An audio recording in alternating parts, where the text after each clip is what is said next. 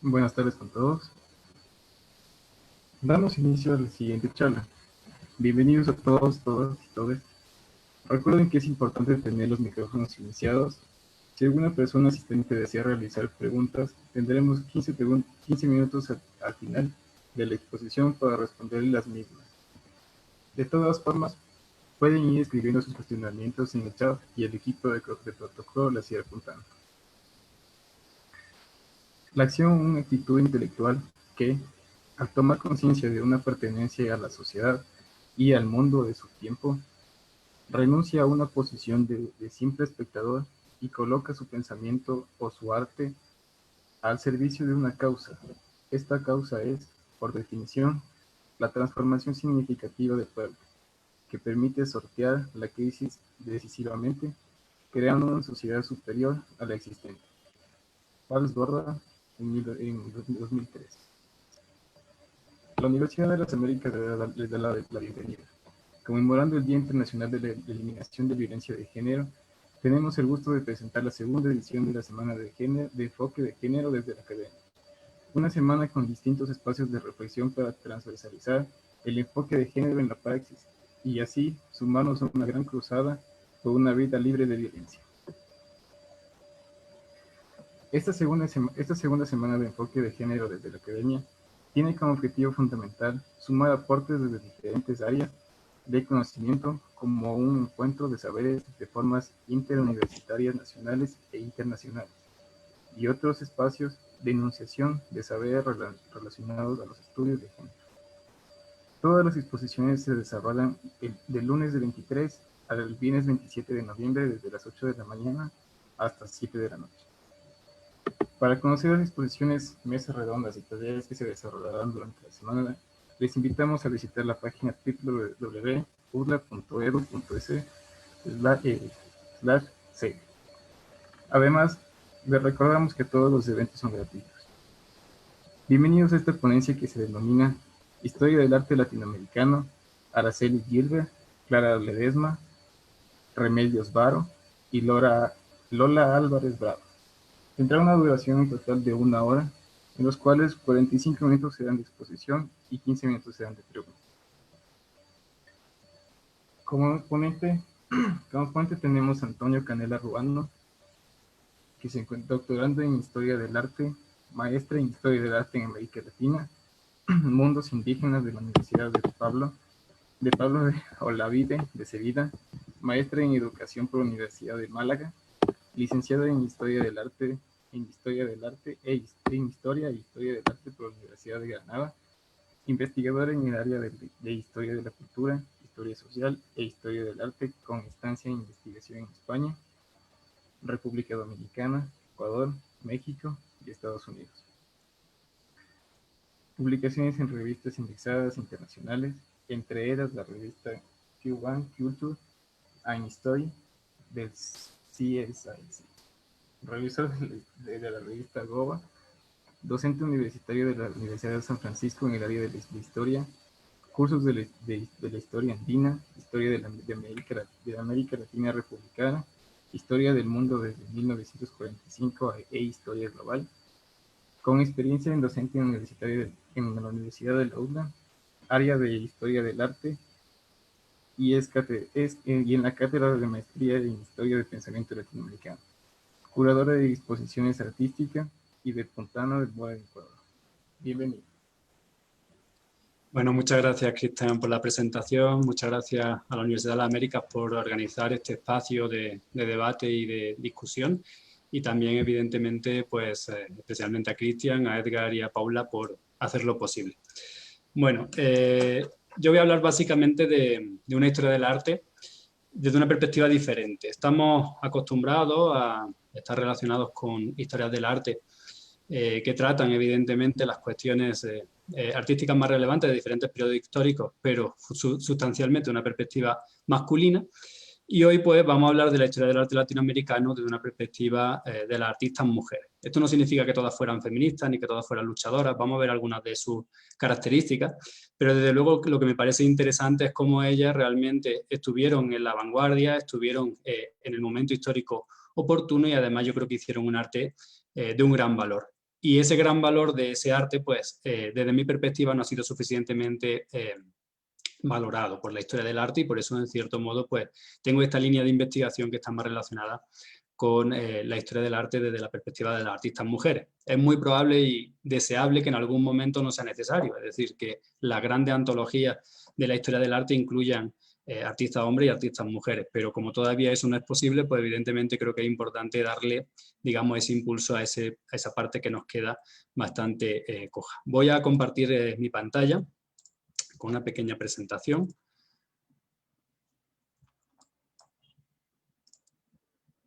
Y empezamos. Bueno, lo primero que quiero decir es que evidentemente esta es una posible historia del arte. No significa que sea la única, evidentemente, ni que nos quedemos con esto ya satisfechos, ¿no? En realidad voy a dar unas pequeñas pinceladas, valga el término artístico, a unas mujeres que yo considero que son excepcionales en sus ámbitos. Y además, pues desde una perspectiva geográfica también diversa. Como veis, Araceli Gilbert, todas la conocéis, es guayaquileña, es ecuatoriana. Además tuvo relación no solo con Guayaquil, sino también con Quito. Clara Ledesma es fundamentalmente dominicana, aunque también vivió un periodo en los Estados Unidos. Remedios Varo, aunque es española, vivió la mayor parte de su vida exiliada en México después de la Guerra Civil Española. Y Lola Álvarez Bravo, que también estaríamos en el ámbito mexicano, pero en otra técnica diferente que sería la fotografía. Entonces, bueno, con esta pequeña radiografía yo quiero hacer este pequeño aporte desde la historia del arte a este congreso que evidentemente me parece muy, muy necesario. Bueno, primero quería empezar con una actividad, realmente es un poco lúdico para comenzar. No es evidentemente un examen ni yo trato de medir conocimientos, pero sí me gustaría que entraseis con vuestro celular o con vuestro computador en el explorador en menti.com y pusierais el código 419081. Os hago una pregunta bastante amplia, como veis, ¿no? Y la idea es que podamos sacar alguna reflexión posteriormente. ¿De acuerdo? Aquí os pongo 4 obras, como veis, la 1, la 2, la 3 y la 4. Y os pregunto simplemente cuál consideráis, desde vuestro conocimiento o simplemente desde vuestra percepción visual, que puede ser una obra de una mujer. Solo hay una obra de una mujer y el resto de obras, las otras 3, son obras hechas por hombres, ¿no? No vamos a decir masculinas o femeninas, simplemente hechas por artistas hombres. Entonces, si podéis entrar en menti.com y poner el código, empezamos a jugar. Voy a dar unos minutos, ¿de acuerdo? Porque, bueno, entiendo que tenéis, capaz con el celular tardáis un poco en entrar y demás. Y luego vamos a ver los resultados. Simplemente, ya digo, no es una cuestión que yo haga para saber vuestros conocimientos en absoluto, sino para ver si realmente podríamos diferenciar una obra de artista hecha por una mujer o una obra de arte hecha por un hombre. A lo mejor incluso las conocéis, algunas de ellas. Tampoco son de las más conocidas, pero todos son obras importantes de vanguardia.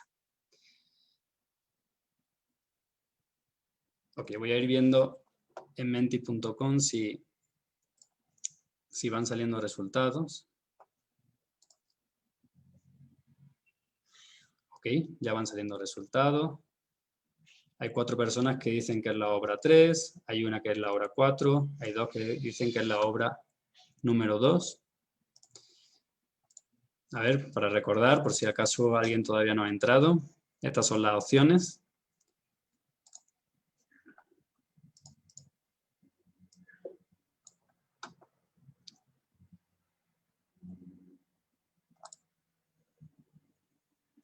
Interesante. Luego, en el último turno, al final, cuando abramos el turno de debate, me gustaría que alguno de vosotros o vosotras pues dijera cuáles son las razones que le han impulsado, ¿no?, a elegir una obra u otra. A lo mejor alguna de ellos, de hecho, ya las conocéis, de hecho, y por eso habéis elegido correctamente, ¿no? Bueno, yo creo que por los participantes que somos, ya prácticamente todos habéis elegido la vuestra, como veis es un voto absolutamente anónimo. Bien, bueno, está repartido, o sea, tenemos de la obra 1, de la obra 4, 5 que piensan que es la obra número 3, interesante, y 4 que piensan que es la obra número 2. Perfecto. Vamos a dejarlo ahí y vamos a pasar a la siguiente diapositiva, que os hago la misma pregunta, pero al revés. para ver si es casualidad o realmente podemos distinguir la obra de un hombre de la obra de una mujer. Y os pregunto, de estas otras 4 obras, son diferentes como veis, ¿cuál consideráis que es la obra hecha por un artista hombre? A priori. Capaz, como digo, igual la conocéis o no, pero lo interesante es ver si hay algo que nos indica, en cierto modo, esa relación. Lo voy a dejar un minuto y ya paso también al Menti para poder hablar un poquito sobre esto.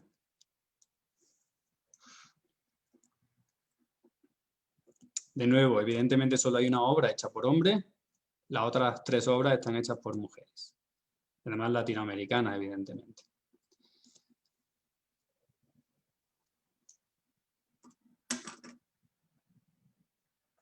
A ver cómo vamos. Esta ya sería el número 2. Todavía nadie ha pasado a la segunda. O sea, es el mismo código, ¿de acuerdo? Es el mismo código, no tenéis que salir, simplemente os hace una segunda pregunta, en este caso, ¿cuál es obra de hombre? Ok, ya estáis empezando a votar, perfecto.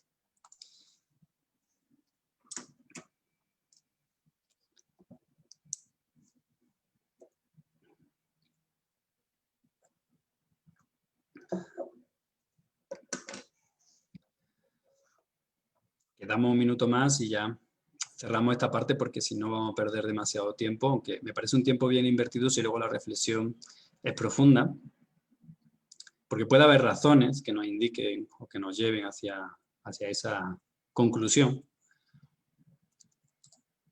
A ver, hay 6 personas votan por la obra número 1 como obra de hombre. 2 personas votan por la número 4.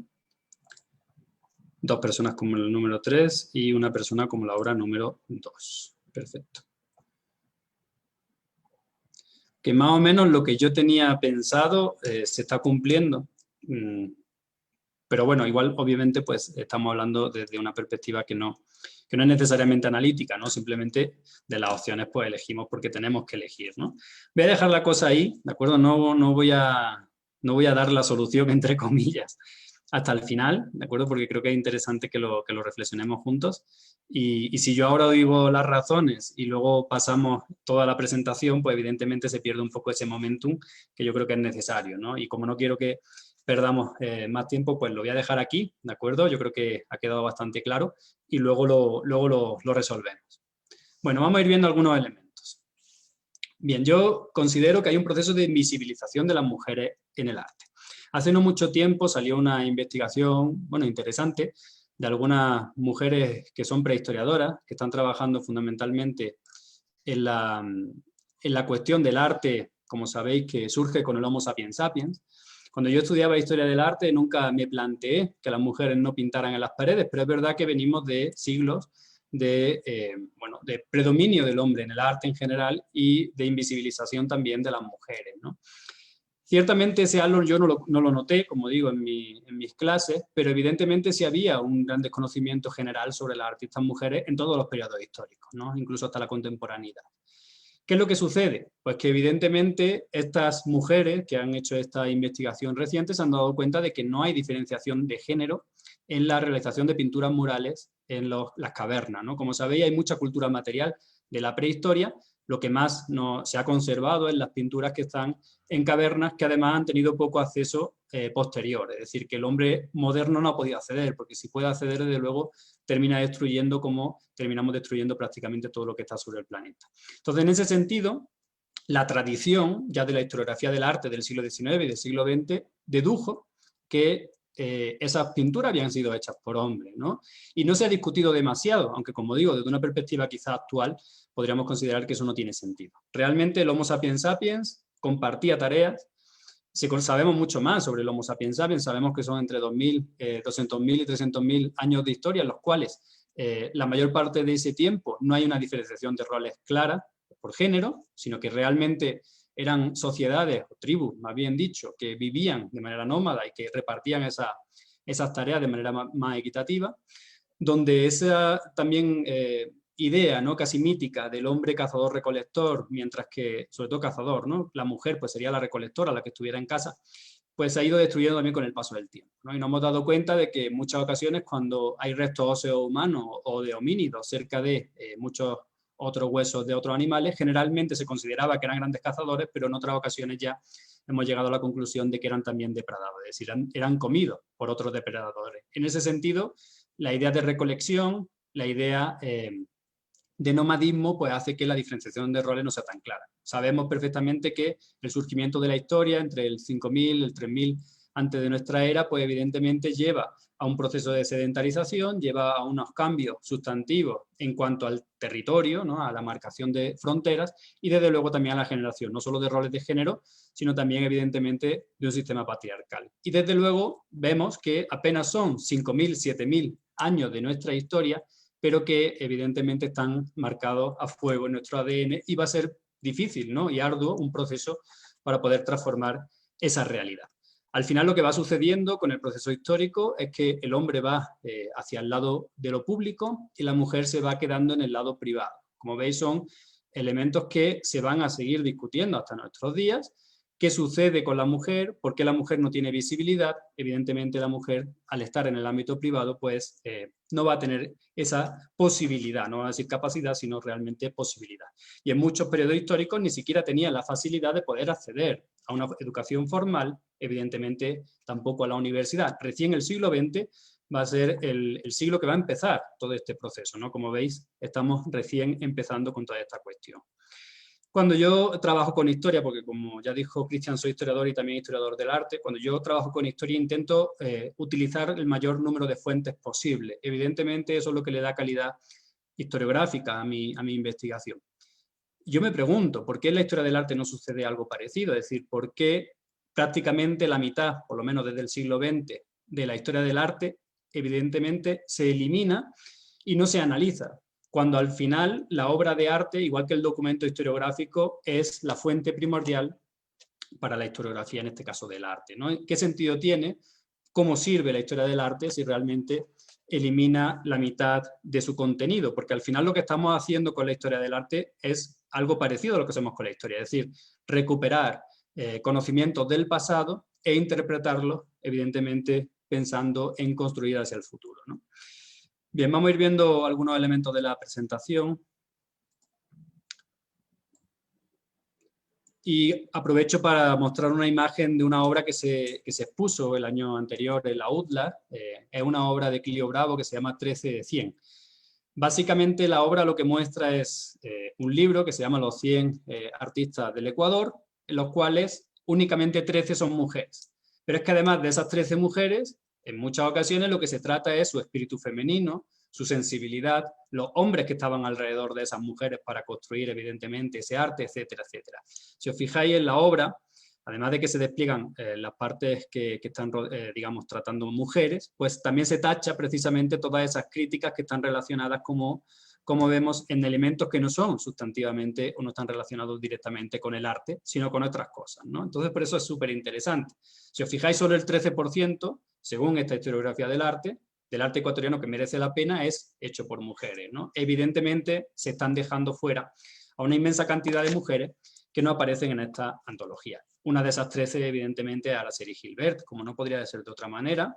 Y de hecho, yo también voy a mostraros cómo las cuatro mujeres, incluso las 5, porque vamos a hablar también de una otra más, que vamos a tratar, pues definitivamente son mujeres privilegiadas, son mujeres que tenían acceso, evidentemente, a ciertas posibilidades que le llevaron a ser artistas, ¿no? Es decir, pensad cuántas mujeres que no son, digamos, de clase alta y cuántos hombres también, que evidentemente son artistas menores, pues no han pasado tampoco a esa historia del arte, ¿no? Y es que ya en los años 80 se planteaba, ¿no? La Guerrilla Girls, qué es lo que tienen que hacer las mujeres para entrar al museo, en este caso al Metropolitan, pues directamente estar desnudas, pero no solo tenían que estar desnudas para entrar al Metropolitan, es que además debían ser, digamos, modelos, no artistas, ¿no? Como veis, es bastante descriptivo esta valla, que fue una valla publicitaria que además se puso en autobuses y en el espacio público. Menos del 5% de las mujeres, de las artistas, perdón, en general, son mujeres dentro del museo del Met. Es verdad que en los últimos tiempos, ¿no? Si nosotros, por ejemplo, vamos en la propia Nueva York, al Museo Guggenheim, veremos cómo han hecho un esfuerzo, especialmente hacia la contemporaneidad, hacia la actualidad, de incorporación de mujeres bastante interesante. Claro, pero falta evidentemente mucho estudio hacia atrás, que es mucho más complicado y mucho más difícil. Ya veremos qué razones también llevan a eso. Evidentemente vemos esa cara de la moneda, ¿no? Que poco a poco y paulatinamente van apareciendo más exposiciones individuales de mujeres, hay más participación también femenina en las exposiciones colectivas, pero por otro lado el problema es que si nosotros, por ejemplo, vemos el mercado del arte, eso no se traduce necesariamente en ventas, ¿no? Es decir, ahí tenemos también una distinción importante. De los 10 mayores vendedores de arte de la actualidad, pues ninguno es mujer, ¿no? Entonces, en ese sentido también vemos cómo sigue habiendo algunas asimetrías que también están relacionadas evidentemente con ese atraso histórico de invisibilización de las mujeres en el arte.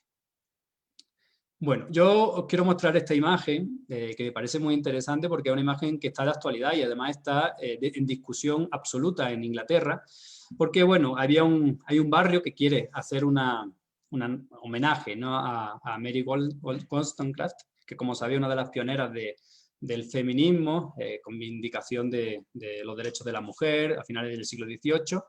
Y una artista mujer, Maggie Hamblin, ha hecho esta obra que, como digo, ha sido pues, una gran controversia. Yo la muestro aquí también para ver si luego puede surgir algún debate, ¿no? Mi idea aquí es lanzar muchas cuestiones que luego puedan ayudarnos a debatir, a reflexionar sobre estos temas.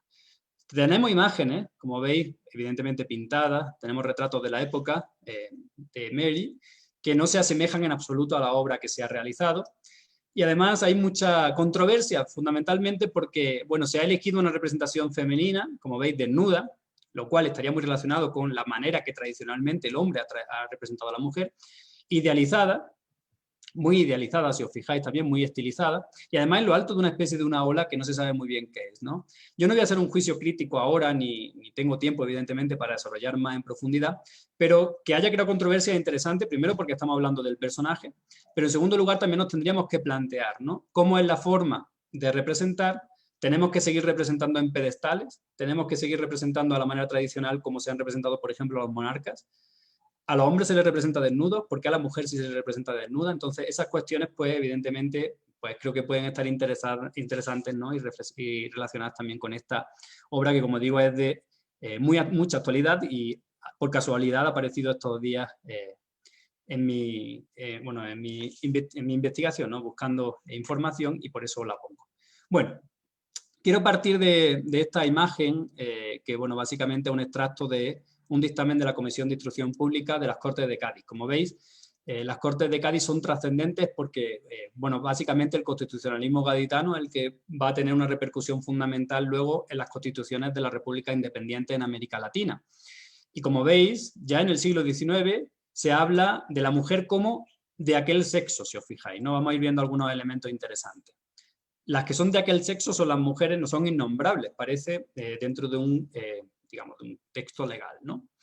Eso sí, parte preciosa de la sociedad. De nuevo, pues evidentemente infantilizando a la mujer, ¿no? Tratándola obviamente como objeto porque es la parte preciosa de la sociedad. ¿Por qué es importante y por qué es necesaria la mujer? Porque educa al hombre en su niñez, al hombre evidentemente como masculino, ¿no? ¿Y qué dice? ¿Qué más dice? Pues está hablando de la educación, de ¿no? cómo se deben educar a las mujeres. Dice que la moral debe ser el principal objeto que debe darse a las mujeres. Evidentemente no es un elemento, como veis, profesionalizante, ni que le va a permitir abrirse camino fuera de casa hacia un mercado laboral, sino necesariamente la educación de los hijos de nuevo. Ha de ser doméstica y privada, los mismos conceptos que veíamos anteriormente, ¿no? Es decir, debe estar hacia dentro de la casa. ¿Por qué? Porque así lo exige el destino que tiene ese sexo en la sociedad. Fijaos cómo se están creando todo un marco ideológico importantísimo, ¿no? Dentro de unas Cortes de Cádiz que eran liberales y que eran bastante avanzadas para su época, pues evidentemente esto no está en discusión, ¿no? Porque ¿cuál es el destino? Pues ser buenas madres de familia, ¿no? ¿Qué deben aprender las mujeres? Leer, escribir y las labores propias de su sexo. Se acabó. Las labores propias de su sexo entendemos que evidentemente son aquellas que están relacionadas con el trabajo doméstico, con la educación de los hijos. Si ahondamos un poquito más y vamos un poco hacia también la ilustración y demás, veremos como generalmente a la mujer sí se le va a educar Y va a haber elementos también que no son necesariamente estos, ¿no? Un poquito más avanzados, como por ejemplo la música, la pintura, el dibujo, son elementos que se va a educar a la mujer desde la ilustración, pero como acto gracioso, es decir, como elemento que, por ejemplo, pueda tocar una pieza musical en su casa, especialmente en las clases altas, pero nunca relacionado con una profesionalidad o con una posibilidad, evidentemente, que vaya más allá, ¿no? Simplemente sería como una parte de educación hacia adentro, ¿no? De nuevo, el elemento privado. Bien, y como digo, es importante porque esto va a tener repercusión también en América Latina. Ok, vamos entonces a hacer este intento de hacer un arte latinoamericano desde mujeres artistas, algunas mujeres, muy pocas, y interesante también que todas ellas van a ser producto de la transculturación. Y digo este concepto y me gusta también potenciarlo mucho porque es un concepto, una categoría construida desde América Latina, construida por Fernando Ortiz, que es un cubano de mediados de siglo, que habló de transculturación para analizar el espacio cubano donde se desarrolló el tabaco y donde se desarrolló el azúcar. Donde se desarrolló el azúcar, básicamente lo que hubo es esclavismo, y donde se desarrolló el tabaco eran fundamentalmente, bueno, medianos propietarios. Hay modelos que, como veis, son antagónicos y fueron producto de una transculturación, porque evidentemente se introdujeron elementos tanto hispanos como también africanos a través de los esclavizados que venían o que eran traídos directamente desde África. Entonces, en ese sentido, vamos a hablar todo el rato de transculturación, porque todas estas mujeres, todas, van a tener una relación intrínseca con ese concepto, que básicamente lo que hace es incorporar elementos de dos espacios muy diferentes, en el caso de ellas, pues de su lugar de origen y los lugares donde tuvieron formación. En el caso de Remedios Varo, directamente su lugar de origen y su lugar de exilio. Y también, evidentemente, eso va a hacer que su arte pues tenga unas características muy concretas, ¿no? Que vamos a analizar y que vamos a intentar categorizar fuera de las categorías europeas y estadounidenses, lo cual es bien difícil, pero bueno, intentaremos verlo desde esa perspectiva, con nuevas miras. Es verdad que hay mucho trabajo también desde América Latina para poder categorizar y crear categorías estables y que sean o que creen consenso alrededor de cómo interpretamos este arte, pero evidentemente yo creo que es un paso, ¿no? Sacarlo directamente de esos modelos occidentales que ya conocemos, ¿no? Porque evidentemente los van a trabajar, van a formarse en esos modelos, pero luego van a tener también una diferenciación fundamental y también una relación con su entorno y con su contexto que quizás es lo que más hay que potenciar. Bueno, Araceli Gilbert, no me voy a basar mucho en su biografía, creo que todos la conocéis, es guayaquileña.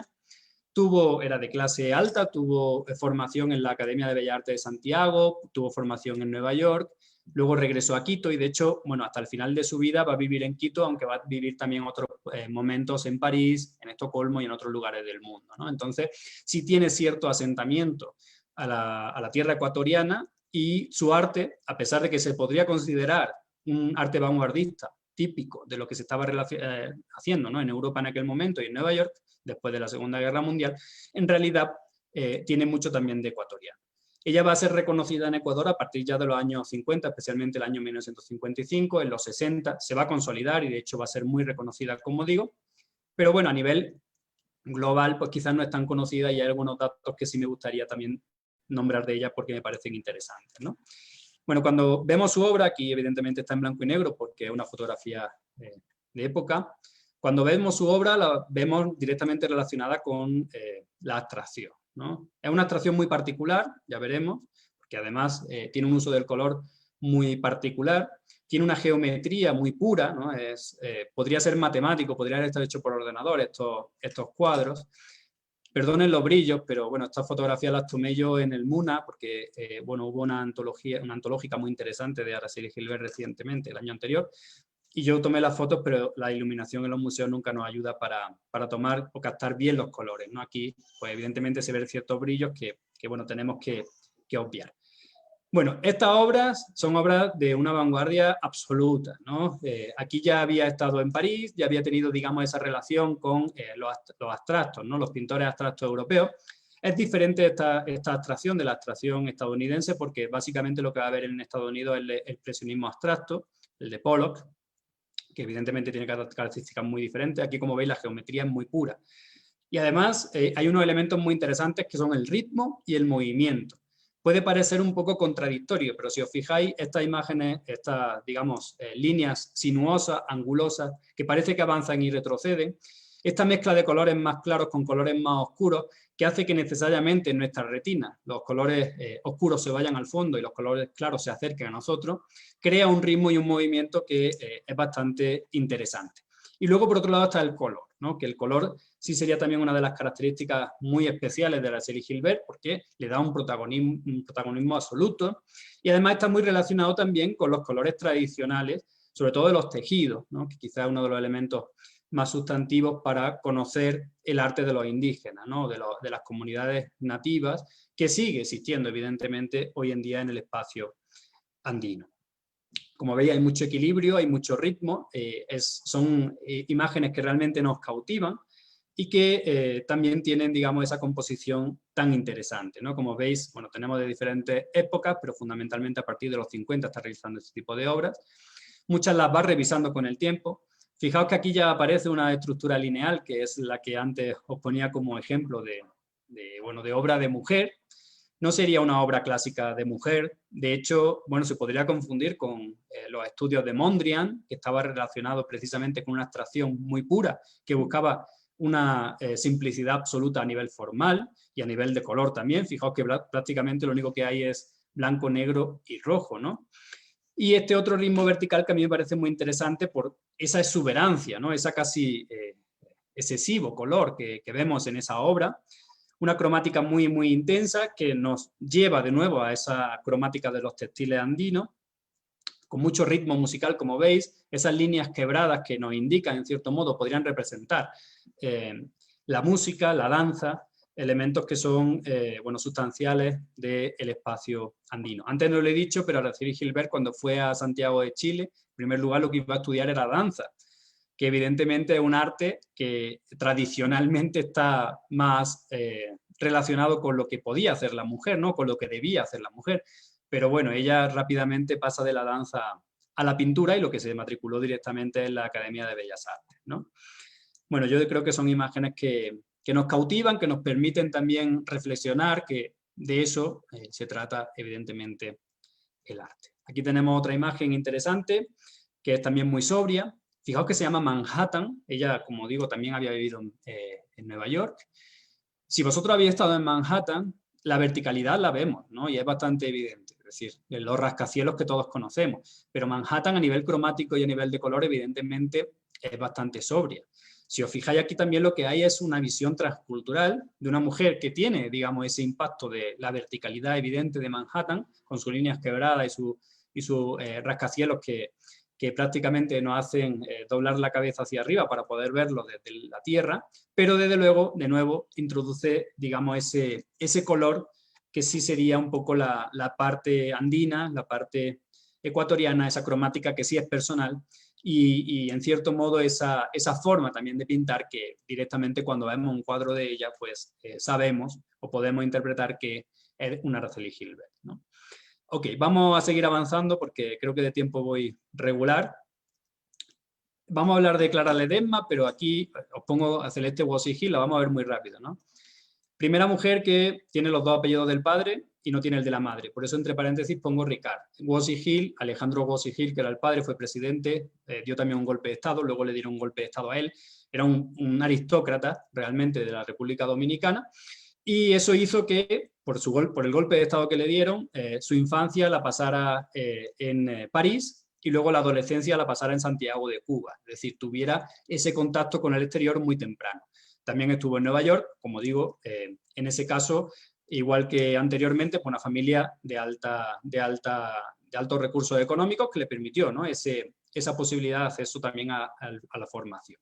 De hecho, en Estados Unidos va a estudiar también arte y luego va a regresar a la República Dominicana, donde va a iniciar su academia. Ella es la gran maestra dominicana, con todas las letras, porque tuvo su academia y cuando luego se fundó la Escuela Nacional de Bellas Artes, en el año 1942, fue la primera mujer y la primera dominicana o dominicano que formó parte del profesorado. Todos los demás eran profesores exiliados europeos, lo cual es bastante interesante. Todo hombre y todo extranjero. Bien, vamos a ver algunas de sus obras. Porque Celeste Wolsey-Hill, aunque tenga esos orígenes aristocráticos, rápidamente se unió con las sufragistas dominicanas en los años 20. Es verdad que luego cuando regresa a los años 30, pues ya con la dictadura de Trujillo, pues aunque siguen con ese tipo de lucha, evidentemente ya va a ser una lucha subterránea. Cierto es que Trujillo, como tenía esa apariencia hacia el exterior de democracia, pues no las censuró, las dejaba, aunque evidentemente el voto femenino no tenía ningún valor, porque entre otras cosas el voto masculino tampoco servía, había una dictadura, es verdad que se votaba cada 4 años, pero eran siempre gobiernos títeres. Entonces, en ese sentido, bueno, se les permitió continuar con esa entre comillas lucha, que no era tal porque no era posible, ¿no?, en aquel momento. Pero Celeste Wolsey-Hill, como digo, partiendo de ese ámbito aristocrático, luchó por el voto femenino, incluso también se casó joven y luego se divorció rápidamente, ¿no?, y nunca más contrajo matrimonio. En ese sentido era una mujer un poco a contracorriente. También porque, como veis, representaba desnudos femeninos, que no son diosas. Como sabemos, la historia del arte asume y acepta que las mujeres diosas se puedan representar desnudas, los hombres, los dioses también, pero no una mujer, entre comillas, del pueblo, ¿no? Y además no es cualquier mujer, porque además en la República Dominicana tenemos digamos, una gran ruptura, ¿no?, entre lo blanco y lo negro. Lo blanco se considera positivo, de herencia española, lo negro se considera haitiano y por tanto extranjero. Pero la realidad del país es que la mayor parte de la población es mulata o mezcla, evidentemente, de razas, si es que queremos hablar de razas, yo odio ese término, pero sí, desde luego, de orígenes o de pigmentos diferentes en ese sentido, ¿no? Y si os fijáis, pues bueno, no solo pinta desnudos, sino que además son mujeres que tienen una pigmentación relativamente mezclada. Y en ese sentido, evidentemente, también es una revolucionaria dentro de la República Dominicana. Luego es verdad que, especialmente en los años 30-40, se va a representar muchísimo a cuerpos femeninos mulatos y también hombres, ¿no? Y también, como veis, en los años 30 se representaba fumando, ¿no? Es casi la imagen arquetípica de la femme fatale o la mujer fatal, la mujer que evidentemente ha logrado su independencia y tiene, digamos, por otro lado también la persecución por parte de un hombre que se siente, en cierto modo, intimidado por esa mujer, ¿no? Si os fijáis, aquí tenemos la Escuela Nacional de Bellas Artes en su primer año de inicio. Bueno, sí vemos varias mujeres, como veis, aquí tenemos una que es Clara Ledesma, que es precisamente de la que vamos a hablar a continuación, y la profesora Celeste Wolsey-Hill, que en este caso está dirigiendo la clase. Bueno, vamos entonces con Clara Ledesma y sus aportes pictóricos. Bien, ella es de Santiago de los Caballeros, del norte de la isla, ya por tanto estamos en un lugar un poquito más subalterno que la capital, Santo Domingo, aunque luego de los años 40 se va a dirigir, en el año 42, a Santo Domingo para estudiar en la Escuela Nacional de Bellas Artes. No sería de la clase alta, digamos, sería de una clase media, entre comillas, porque bueno, sus padres eran profesionales, pero sí tuvo, digamos, ciertas facilidades también para poder estudiar y también ciertas facilidades para poder desarrollarse artísticamente. Aquí la vemos con el grupo de los 4, Gilberto Hernández Ortega, que está sentado a la izquierda, Josep Gausach, que está de pie detrás o al lado de Clara, y al otro lado Jaime Colson. Hernández Ortega fue compañero de la Escuela Nacional de Bellas Artes, es decir, era un alumno igual que ella.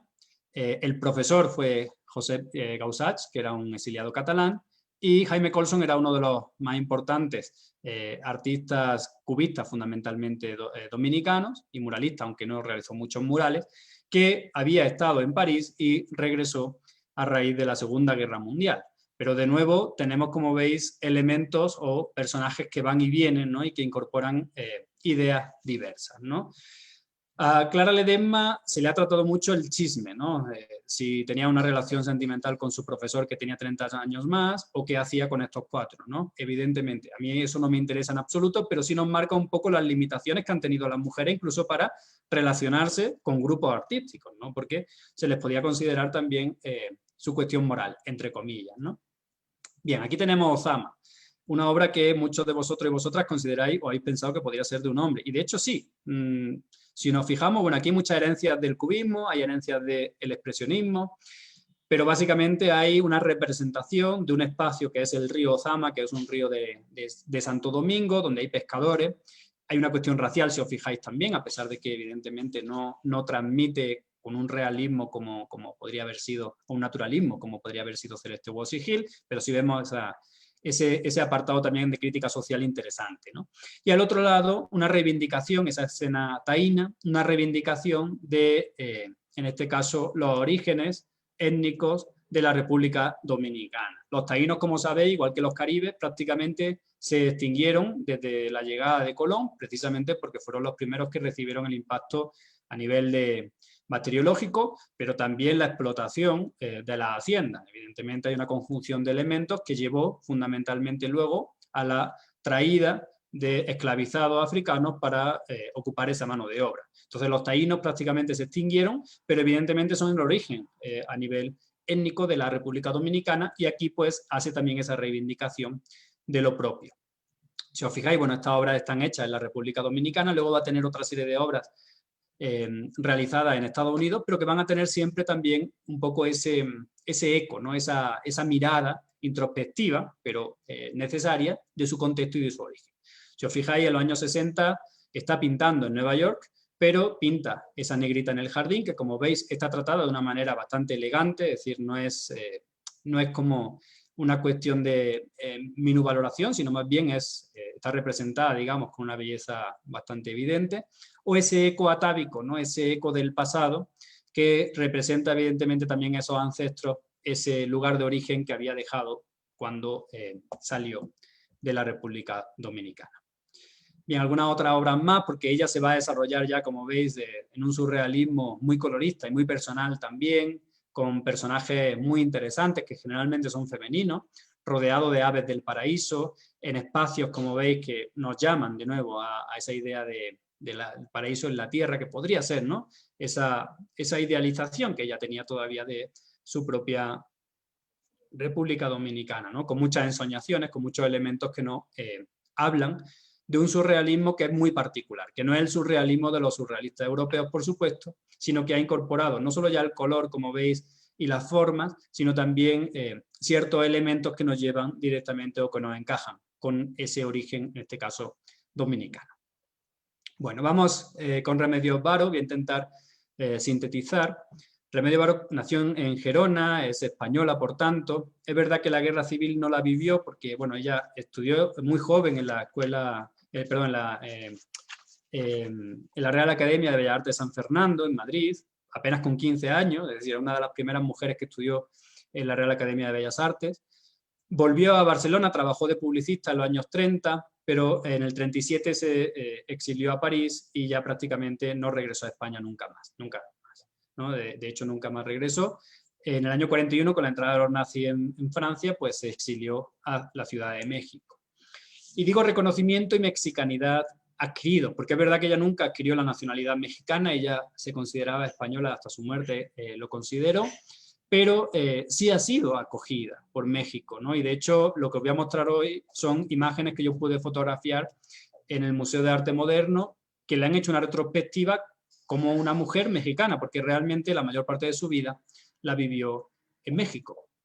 Y además ella también tenía una ligación muy importante con el país, ¿no?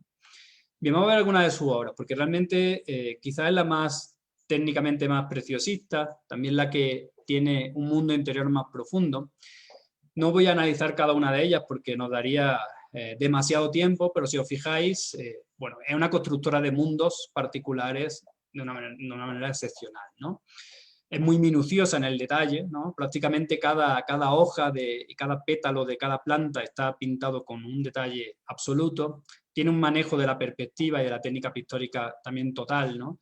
Y nos muestra, como digo, mundos interiores muy particulares que podríamos relacionar precisamente con la idea del exiliado. Ella estaba alineada, evidentemente, con la República Española. Una vez que la República es derrotada por las armas, por los golpistas, por Franco, por la dictadura franquista que se va a instaurar, pues evidentemente no quería regresar a España y tenía también un poco esa construcción interior o hacia adentro de sus mundos, ¿no? Eso le va a pasar a muchos exiliados. Algunos van a representar su idea de España, una idea de España que ya no es real, ¿no? Porque evidentemente está tamizada por el exilio, por la lejanía y por el paso del tiempo, pero que evidentemente sirve un poco como catarsis, ¿no? Probablemente Remedios Varo seguía también esa línea, y si os fijáis, bueno, era desde luego una pintora excepcional, ¿no? Una constructora, como digo, de mundos fantasiosos espectaculares, a un nivel de surrealismo que yo creo que muchos de los que sí están consagrados como surrealistas pues nunca alcanzaron, ¿no? Pero, bueno, cuesta también encontrar la gran antología de la historia del arte y por eso me parece muy importante potenciarla, analizarla y darle el valor dentro de la historia del arte que tiene porque me parece muy, muy elevado. Bueno, algunas otras obras que, como veis, todas son muy imaginativas. Bueno, podríamos reflexionar muchísimo en torno a ellas, ¿no? En torno a lo que nos intenta mostrar, en torno a lo que nos está, digamos, transmitiendo, los sentimientos que se construyen. Ya aprovechando que estamos dentro de la escuela de psicología, bueno, fijaos que esa obra de la izquierda se llama Mujer saliendo del psicoanalista. Bueno, podríamos interpretarla, como digo, de manera muy, muy diversa, ¿no? No sabemos si está lanzando a esa fuente al psicoanalista o a sus problemas, ¿no? No sabemos bien qué es lo que está sucediendo, pero desde luego nos invita a la reflexión, ¿no? Que yo creo que movernos por dentro, ¿no? Es decir, hacer que realmente nosotros nos pongamos a pensar y analizar. Y por otro lado también, que nos conmueva, ¿no? Es realmente los objetivos que deben tener el arte, ¿no? Bueno, y terminamos con Lola Álvarez Bravo. Fijaos que aquí pongo Martínez de Anda, realmente su apellido de soltera. Estuvo casada con Manuel Álvarez Bravo algunos años, es verdad que luego se divorció, pero se le conoce y se le sigue conociendo como Lola Álvarez Bravo. Esto pasa mucho en la academia, con mujeres estadounidenses o mujeres que se cambian los nombres o los apellidos cuando contraen matrimonio, que nos impide en muchas ocasiones incluso tener un seguimiento de su obra, porque a veces la encontramos por un apellido y a veces por otro, ¿no?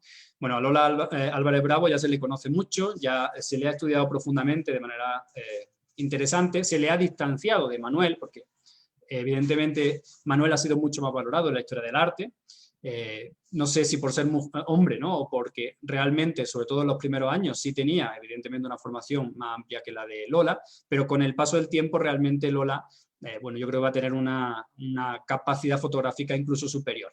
Es verdad que muchas de las temáticas, especialmente mientras duró su matrimonio, son similares, ¿no? Y tenemos imágenes muy, muy parecidas, aunque siempre tienen una sensibilidad diferente, ¿no? Las de una y la del otro, pero que, bueno, es importante también separarlos porque son individuos evidentemente diferentes, ¿no? Bueno, vamos a ver algunas de sus obras.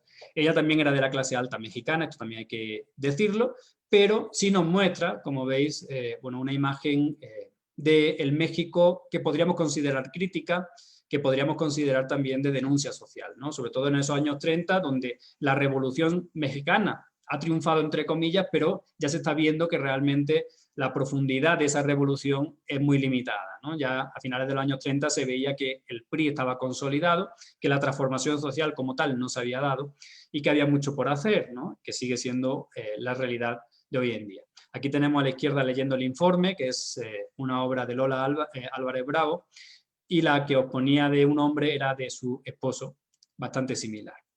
Bueno, como veis hay denuncia social, también bastante interesante. A nivel compositivo, bueno, Lola es excepcional. Hace composiciones geométricas, como veis, que podríamos relacionar con la propia Araceli Gilbert. Nos habla de ritmo también, nos habla de movimiento, a pesar de ser fotografía, que yo creo que como crónica social es fundamental, ¿no? Cómo funcionan estas obras, pero también como obras de arte a nivel individual. Voy a ir pasando para ver si termino justo ahí 45. Representó también a celebridades. Aquí os pongo, por ejemplo, a Frida Kahlo, ¿no? Porque es un personaje reconocido y reconocible por todos. A mí Frida no me pareció tanto cuando la descubrí ya finalmente en México en su obra, porque realmente creo que es más una construcción, pero bueno, no me voy a centrar en ese debate. Sin embargo, creo que hay muchas otras mujeres como María Izquierdo, ¿no? Como la propia Lola Álvarez Bravo, que no están siendo o que no han sido suficientemente valoradas, ¿no? O la propia Leonora Carrington o Remedios Varo, que ya también la hemos visto anteriormente. Bueno, como veis, las composiciones son preciosistas, por un lado, pero también nos está mostrando la realidad de su momento, ¿no? Cómo era el México, la Ciudad de México de los años 30, de los años 40. Fijaos que, bueno, en este caso representa a una modelo muy conocida, pero representa a una mujer desnuda de nuevo y también a una mujer que es negra, y también al indígena, ¿no? Como veis, son los elementos apartados tradicionalmente de la historia del arte, pero sobre todo también, incluso en México, de la propia realidad, ¿no? Vamos a valorar en su justa medida a Vasconcelos, pero cuando hablaba de la raza cósmica estaba hablando de los mestizos, es decir, de la mezcla. No estaba hablando ni del negro ni del indígena, ¿no? Que los dejaba un poco apartados. Para él la raza cósmica era el mestizo.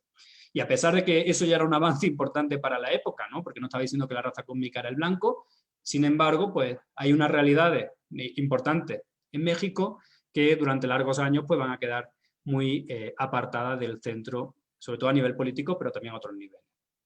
Como vemos, Lola entra dentro de la vanguardia, en este caso de la fotocomposición del momento, la vanguardia del constructivismo ruso, como veis a la izquierda, además, como veis, en series muy interesantes y complejas que a lo largo del tiempo va desarrollando, como este Sueño de los pobres. Bueno, en los años 30 hace El Sueño de los pobres, en los años 40, casi a finales, ya hace El Sueño de los pobres 2, son series bastante interesantes y diversas que tratan unas realidades muy similares, como veis, ¿no? En este caso, pues, la abundancia relacionada con un niño, ¿no?, indigente, que estaría en el centro del relato.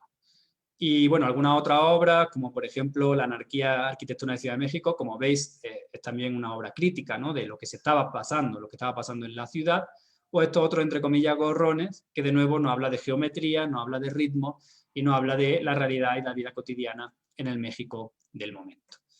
Bueno, pues lo he cuadrado en... son justo y 45, así que lo vamos a dejar aquí para poder iniciar el debate. Pero lo que voy a hacer es pasar directamente al inicio de la presentación. A ver si puedo pasar más rápido.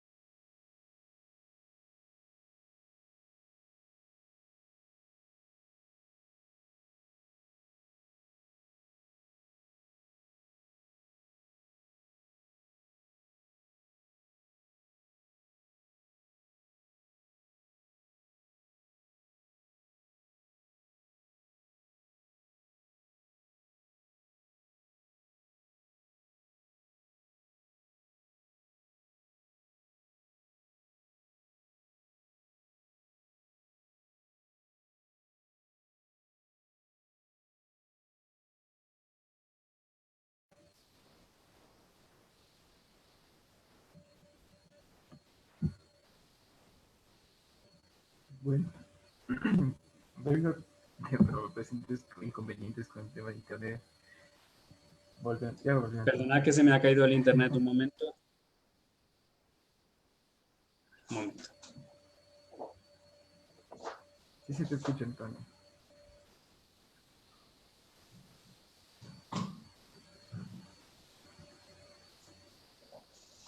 Ok. A ver, no sé en qué momento justo se me ha caído, si he terminado o no he llegado a terminar. Sí, Antonio, la verdad es que terminar todo. Ahí fue cuando justo se te cortó el internet. Ya, entonces voy a volver a la parte del Mentimeter, ¿de acuerdo? A ver qué, para que empecemos, si queréis, la reflexión por ahí y a partir de ahí, pues,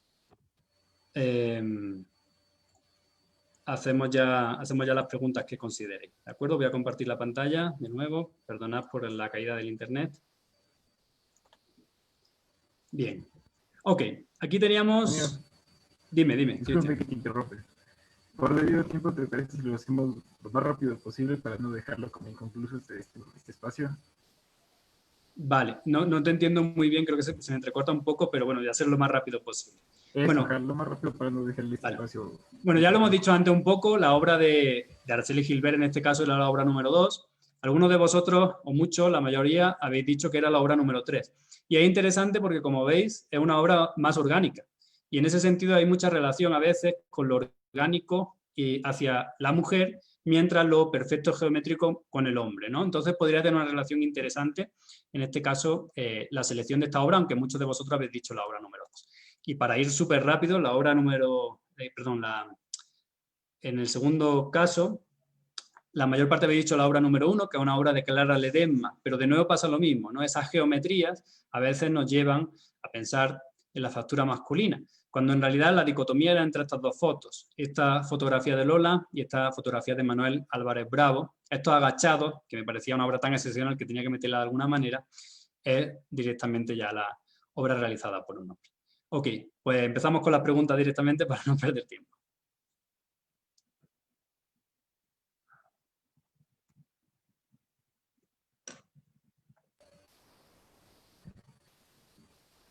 Bueno, debido al tiempo, no sé si tengan tal vez algunas preguntas que quieran resolver de una manera pronta.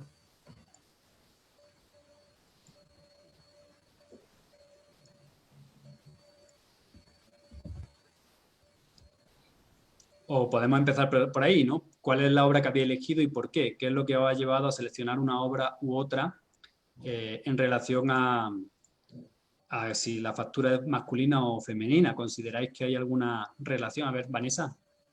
Vanessa, ¿podría decirlo?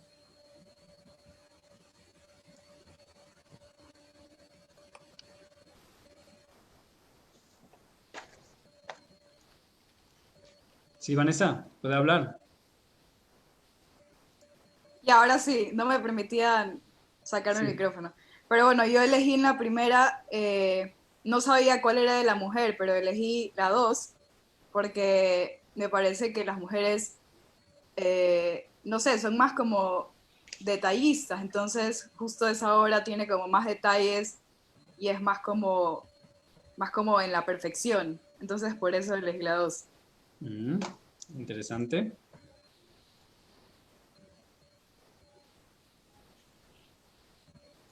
¿Alguna otra persona que quiera participar?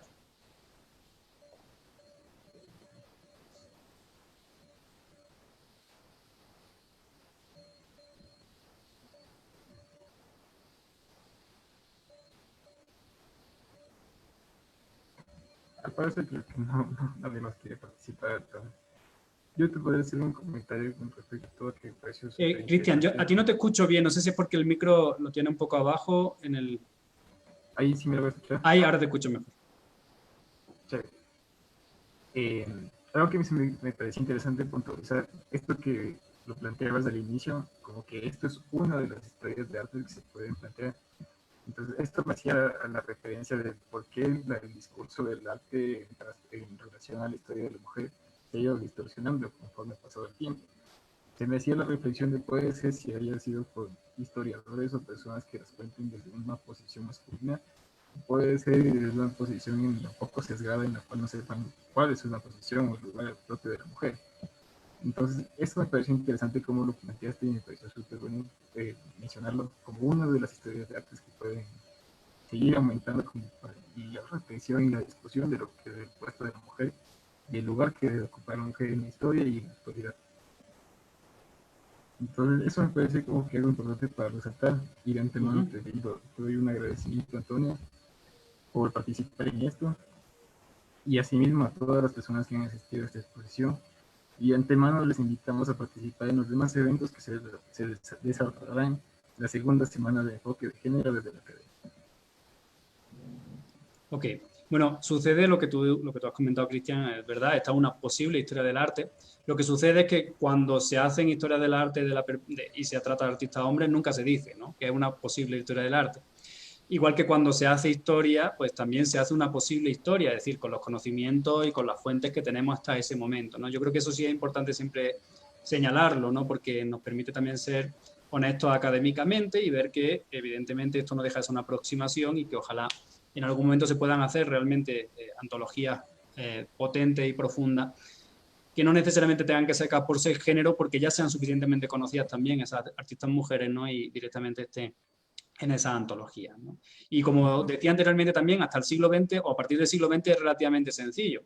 Si nos vamos al siglo XIX, XVIII, XVII hacia atrás, el problema es que muchas mujeres, pues como no tenían la facilidad para poder acceder, muchas pues o eran anónimas o escribían o pintaban bajo seudónimo, ¿no? Entonces aquí la investigación histórica es mucho más profunda, mucho más densa, ¿no? Y también interesante cuando saquemos conclusiones relevantes en ese sentido, porque evidentemente serán todas cuestiones novedosas que incorporar también a la historia del arte. Muchas gracias, Antonio, por tu participación y tu excelente exposición. Agradecemos igualmente a todos por la asistencia y asimismo Cordial invitación a los demás eventos que se van a realizar en la segunda semana de enfoque de género desde la academia. Les invitamos a visitar la página de www.udla.edu.es para visitar y conocer los demás eventos que se realizarán acorde a esta semana. De antemano, una buena tarde y muchas gracias a todos. Y muchas gracias a todas las personas que nos han acompañado.